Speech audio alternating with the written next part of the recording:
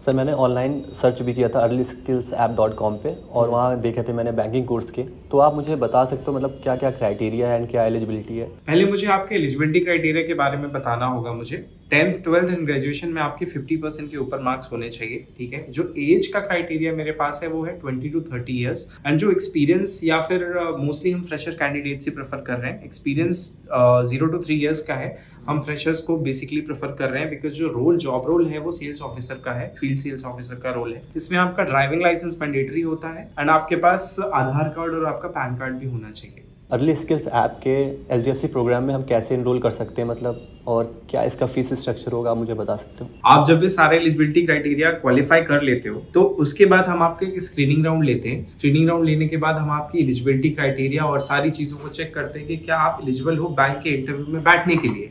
लेकिन अगर आप बैंक के इंटरव्यू में बैठ जाते हो, अगर आप एलिजिबिलिटी क्राइटेरिया पास ऑन कर लेते हो, तो कहानी अभी भी नहीं रुकती है। अभी हमें आपका स्क्रीनिंग राउंड के बाद इंटरव्यू राउंड शेड्यूल कराना होता है। उसके बाद हम आपका सिविल चेक करवाते हैं। अगर आप सिविल चेक करने के बाद हमें ये दिखता है कि बैंक के साइड से आपको कोई इशू नहीं है, आपने फर्दर कोई लोन या लेके कोई बंद नहीं करा रखा, अगर आपका बैंक में कोई भी रिलेटिव का भी वर्किंग रहा है तो बैंक आपका CV रिजेक्ट कर देगी। तो मीनवाइल आपको ये चीज इंश्योर करना है कि अगर आप बैंक के लिए अप्लाई कर रहे हैं तो आपका कोई भी रिलेटिव या कोई ब्लड रिलेशन का रिश्तेदार कभी भी बैंक में वर्किंग नहीं होना चाहिए। एनरोल नाउ के सेक्शन में ही अभी आपको रहना है। जैसे ही आपने अपने डॉक्यूमेंट्स अपलोड कर दिए उसके बाद आपको क्या करना है, सबसे पहले वहां पे आपका रेजर पे का गेटवे खुल जाएगा। रेजर पे के गेटवे पे आपको जाके उसका आप मैनुअल लिंक भी हमारे थ्रू ले सकते हैं। उस पे आप क्लिक करेंगे तो आप रेजर पे के डायरेक्ट गेटवे पे चले जाएंगे। वहां पे आपका अमाउंट होगा 12,500 प्लस GST। ये अमाउंट जैसे ही आप पे करते हैं आपके पास एक मेल भी आ जाएगा। मेल पे आपको एक रिसीट भी जनरेट होकर आ जाएगी, ठीक है। वो रिसीट आप हमारे साथ शेयर कर देंगे। हम आपका फर्दर प्रोसेस इंटरव्यू शेड्यूलिंग से लेके क्लासेस से लेके सारी चीजों के लिए हम आगे अलाइन करवा देंगे। Training is just for 1 week और उसमें आपकी 6 घंटे की क्लासेस होंगी पर डे। तो आपको मेक श्योर करना है कि जिस तरीके से हमारे काउंसलर आपको सारी चीजें बता रहे हैं वो चीजें मिस आउट नहीं होनी चाहिए। जिस तरीके से आपका ट्रेनिंग का कंटेंट डिजाइन करके आपको दिया गया, जिस तरीके से हमारे ट्रेनर आपको गाइड कर रहे हैं, चाहे वो आपकी सॉफ्ट स्किल ट्रेनिंग हो, चाहे वो आपकी BFSI की प्रॉपर ट्रेनिंग हो, सारी चीजें आपको सही तरीके से करनी है। अगर आप ये अच्छे से कर लेते हो then you are ready for the interview.